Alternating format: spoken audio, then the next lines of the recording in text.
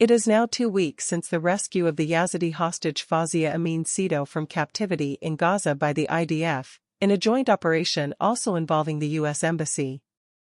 Fawzia has been returned to her family in the Sinjar area of northern Iraq. This week, she sat for her first filmed interview since her liberation. Alan Duncan, a former British soldier and volunteer fighter with the Iraqi Kurds who is now a documentary filmmaker, was part of a small group of people in Israel made aware of Fawzia's plight in July. He was involved in subsequent efforts to lobby the Israeli authorities to act to free her. Full disclosure, I was also a part of this group. Because of this involvement, the Sito family decided to grant Fawzia's first recorded interview to Duncan. Parts of the interview were published by the Sun newspaper, based in the UK, this week. Because of my own involvement on the matter, I have also been able to view the full 2-hour recording of the conversation between Duncan and Fawzia Sito.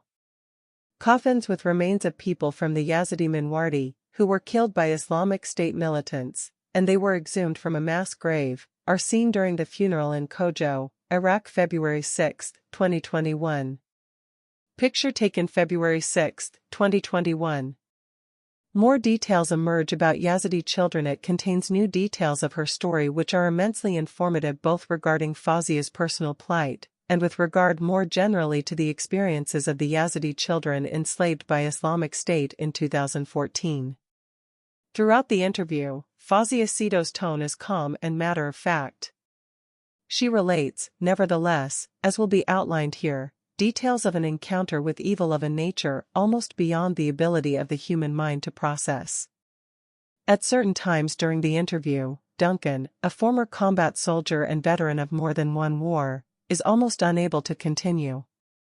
Fawzia remains calm throughout, pausing to share jokes with members of her family. Fawzia Sito, aged 9, was captured with 2 of her brothers by Islamic State in the summer of 2014. Following their capture, she and one of her brothers, Fawaz, were made to take part in a forced march from Sinjar to Tal Afar, at that time under the control of Islamic State. The journey took 3 or 4 days, during which time the Yazidis were given no food by their captors. On arrival to Tal Afar, according to Fawzia, they told us that they would give us food. They made rice, and they gave us meat to eat with it.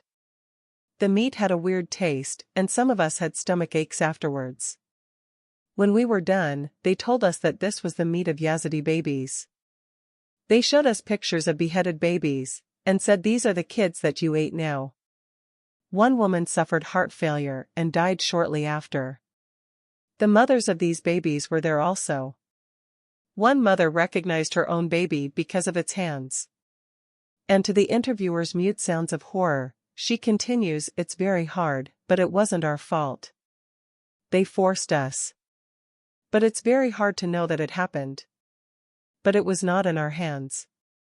The accusation that Islamic State fed human meat to Yazidi captives has been made before, though this has never become one of the widely known elements of the ISIS story in the West. Perhaps the human mind simply and instinctively recoils from such depravity, and as a result it goes unrecorded. Dian Dakil, a Yazidi member of the Iraqi parliament, was the first to reveal details of this practice by ISIS, in 2017. Dakil related a testimony she had collected similar in its details to that given by Fawzia Sito. Dakil revealed these details in an interview given to the Egyptian Extra News channel, which was then translated by memory. After Tal Afar, Fawzia's story conforms more closely to the known details of the experiences of Yazidi female children in the hands of ISIS. She was held for 9 months in an underground jail along with around 200 other Yazidi women and children. Some of the children held there died from drinking contaminated water, she tells Duncan. During that time, she had no contact with her jihadi captors, except that she remembers that, from time to time, they would come and take older girls whom they evidently found attractive from the vault. After 9 months, she was taken to a building that she remembers resembled a school. From there, she and 4 other Yazidi girls were purchased by a man named Abu Muhammad al-Adnani. The girls were then forcibly converted to Islam. Beatings were administered to any who refused to obey. Fawzia was given to a man who first raped her when she was 10 years old. She remembers being sold on 5 times, to a Syrian, a Saudi, another Syrian, and then finally to the Gazan jihadi fighter who married her. She knew him by his nom de guerre of Abu Ammar al-Maqdisi. Maqdisi is the generally preferred term among the jihadis for a Palestinian Arab Muslim. It relates, of course, to the Islamic term for Jerusalem, Beit al-Maqdis. Fawzia's husband, however, was a Gazan, not a Jerusalemite. Fawzia seems to have been 15 or 16 when married to the Gazan jihadi. As a result of repeated rapes, she bore him 2 children, a boy and a girl. Contrary to earlier reports, Abu Ammar al-Maqdisi was not killed in the Islamic State's last stand at Baghouz in the lower Euphrates River Valley, in 2019. Rather, he was captured by coalition forces and imprisoned in one of the jails run in Syria by the US-aligned Syrian Democratic Forces. Fawzia and her children were taken to the SDF-controlled prison camp for ISIS families at Al-Hol. From there, the jihadis transferred them in an escape to Islamist-controlled and Turkish-supported Idlib province.